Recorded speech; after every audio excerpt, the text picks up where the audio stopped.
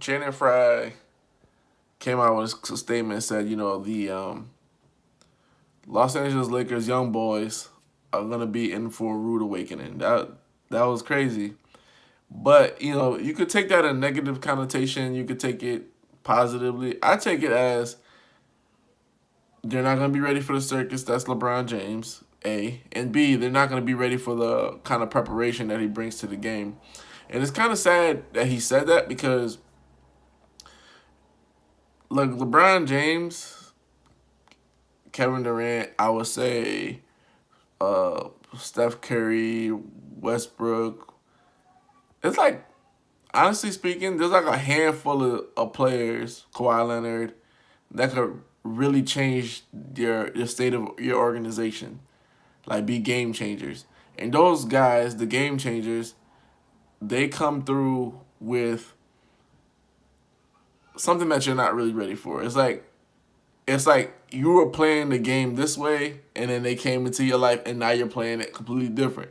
Like Kobe and Shaq, like the way that Rick Fox and all those guys were playing the game before, then Kobe and Shaq came in the atmosphere, and it's a different, you know, Scottie Pippen and Mike, like the way Mike was playing the game before, and then Scottie comes, adjusts the lens a little bit, and vice versa. So what he is trying to say is they're not going to be ready for the intensity of which he plays the game, the which he approaches the game, which is really sad because, and this is kind of crazy to hearken to like a lot of old folks say, back in the day, a lot of guys came prepared like this. A lot of guys showed up to the gym an hour before. A lot of guys, they put the time and effort in their game.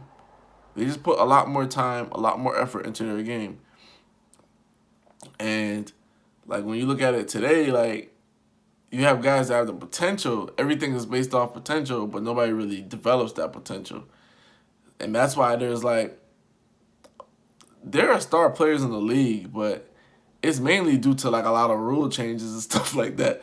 Like if you compare some of the players from back then to today, not even back then, let's just say 20 years ago, where you could look at a team and you could pick 3 to 4 guys that really could really play, like point blank period, as opposed to today where it's kind of like you got 1 to 2 guys that can really play. Like, because there weren't any such thing as big threes or nothing like that, but you still had guys like, okay, I know what I'm gonna get from Vinny Microwave Johnson and give you the business. You have Tony Kukoc, really could play. You have Jeff Hornacek, could knock down shots. Mark Price, knock down shots. Like you had guys, Danny Ainge. You had guys that basically they were ready. You know what I'm saying? They were ready. It didn't matter what it was, what time it was. They were ready, and that's basically what Shannon Frye is trying to say. Is like they're not going to be ready for the level of how much readiness that you have to approach the game with when you come to play with LeBron James. Like you have to be ready to catch a shoot. You have to be ready to make a play. He's gonna make you better, but you gotta be ready. Like that's basically what he's trying to say.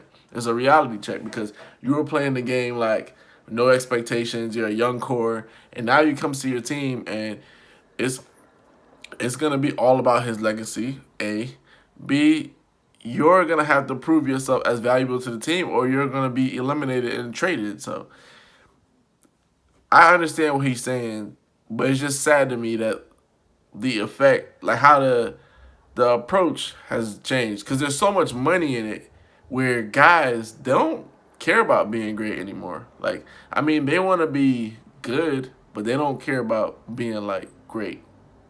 Like when you see LeBron gunning for the title of the best or whatever the case is, it's like him, KD. It's like him and the Warriors. That's it. Like a lot of other guys aren't really going for that title. I'll say CP3 is in that conversation, but you know that I'm not gonna say ring chasing, but trying to get hardware and to continuously prove yourself to show people that you're the best. There's not a lot of guys out there that's really trying to play like that. They're really not. as opposed to when you're looking at it, you know, Magic Bird era, you know, the Bulls era, like even though the Bulls dominated, it's like a lot of guys was coming at their neck. It wasn't like it was simply like, oh, they ran over everybody. It was never like that. You look at the Utah Jazz, Supersonics, Gary Payton, um, you had Sean Kemp. You had a lot of guys that were just trying to be like ultimate. Like it wasn't just like who's the best. Back then, you couldn't even say who's the best really player in the game because it was so many positions. Like who's the best point guard? Is it Isaiah? Is it Magic? Who's the best shooting guard? Is it Mike or is it Clyde? Who's the best power forward? Is it Karl Malone or is it Barkley? Like you see what I'm saying? Who's the best center? Is it Patrick Ewing? Is it